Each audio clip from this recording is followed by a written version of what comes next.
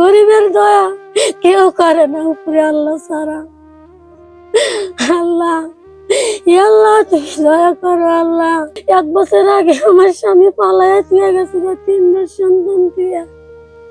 আমার স্বামী আমার সুন্দর করে আমি খাবার দেয়ার না, না খেলে রাখি, ভালো কাপড় চোপড় পোশাক দিতে পারি না।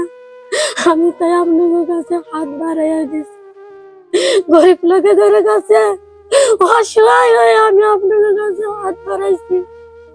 3 সন্তান নিয়ে আল্লাহ, আমি কোথায় খাই কোথায় থাকি তার কোনো নিরালা নাই আল্লাহ। তবে আমার সন্তান কিভাবে বাঁচবো, আমি খুব